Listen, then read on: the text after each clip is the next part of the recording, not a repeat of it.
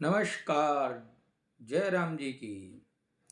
सभी दर्शकों को, श्रोताओं को हमारे YouTube चैनल राजकुमार शर्मा में सभी का स्वागत, हार्दिक धन्यवाद। और इस चैनल को सभी को सपोर्ट करने के लिए बार बार हार्दिक शुभकामनाएं। आज हम इस वीडियो के माध्यम से साल के अंतिम ग्रहण जो इस साल चंद्र ग्रहण जो पड़ रहा है उसके विषय में आपको रोचक जानकारी प्रदान करेंगे। और यह चंद्र ग्रहण कार्तिक मास शुक्ल पक्ष पूर्णिमा मंगलवार दोपहर को जो ग्रहण होने जा रहा है इसके विषय में आपको जानकारी प्राप्त होगी। क्या ग्रहण में करना चाहिए अथवा क्या नहीं करना चाहिए, और इसका समय क्या है, और किस समय ये सूतक प्रारंभ होगा, किस समय ग्रहण प्रारंभ होगा और किस समय ये ग्रहण समाप्त होगा।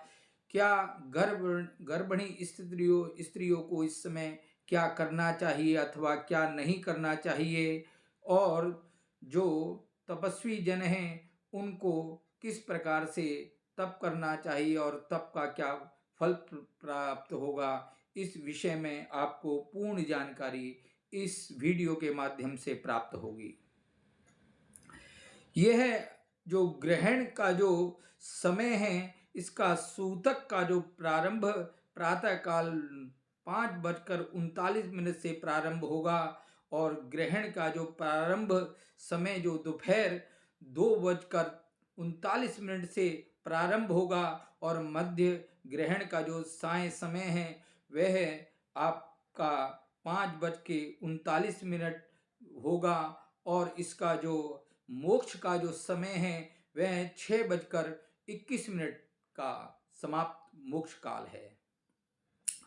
और इसका जो सूतक काल है वो आपका 9 घंटे पूर्व से ही मान्य हो जाता है, जो कि आपका 9 घंटे पूर्व से ही सूतक को मानकर, और पूर्ववर्ती ग्रहण का जो सूतक पूर्ववर्ती 12 घंटे पूर्व के समय मान्य होता है। और ग्रहण काल में आपको विशेषकर जो गर्भिणी स्त्री हैं उनको विशेष ध्यान देने की आवश्यकता है।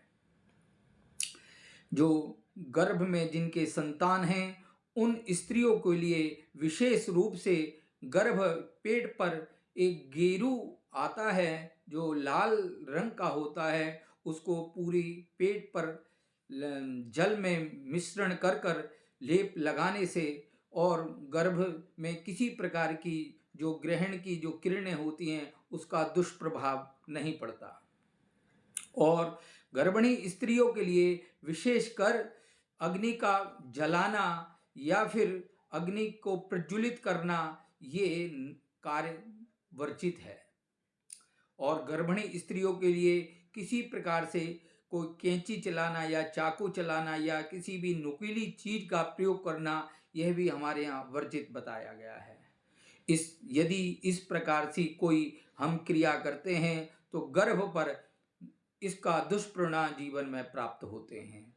इसलिए जो भी गर्भिणी स्त्रियां हैं उनको इस समय में केवल भगवान का जो स्मरण करती हैं, जप करती हैं, भगवान का चिंतन मनन करती हैं, स्तोत्र का पाठ करती हैं या भगवत चर्चा करती हैं या भगवत भजन सुनती हैं, तो उससे उस गर्भ की रक्षा भी होती है और वह जीव को अच्छे भाग्यशाली जीव उत्पन्न होता है।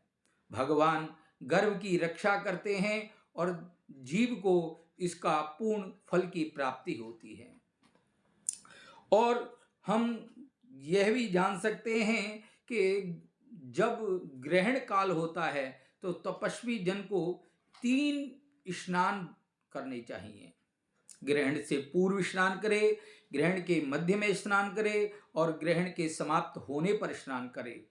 और तीनों समय में यदि दान दिया जाए तो वह भी बहुत फलकारी होता है, उससे अच्छे फल की प्राप्ति होती है और लाख गुना फल उससे प्राप्त होता है।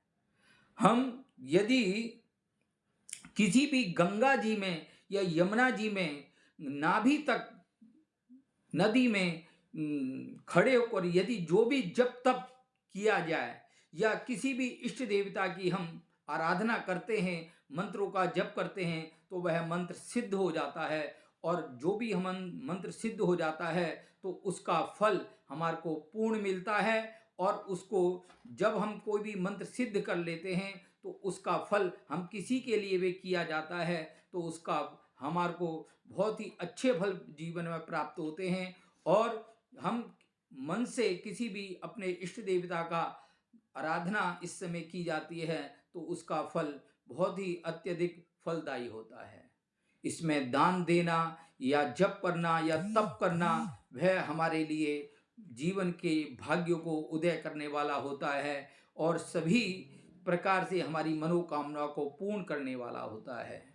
इस प्रकार से यदि हम कुछ सावधानियां बरतें तो यह हमारे को ग्रहण अच्छे फल प्रदान करता है। और यदि हम इन सावधानियों का प्रयोग न करें तो हमारे जीवन में इसके दुष्परिणाम भी जीवन में जीव को प्राप्त होते हैं। और सभी का भगवान से हमारी यही कामना है कि सभी जीवों को भगवान अच्छे शुभ फल प्रदान करें और सभी कामनाओं को पूर्ण करें। इसी के साथ हम इस वीडियो को समाप्त करते हैं और सभी के लिए शुभकामनाएं करते हैं। इस वीडियो को आप लाइक करें, पसंद करें और हमारे इस चैनल को सब्सक्राइब करें और हमारे को इसी प्रकार से उत्साहवर्धन करते रहें। धन्यवाद। जय राम जी की।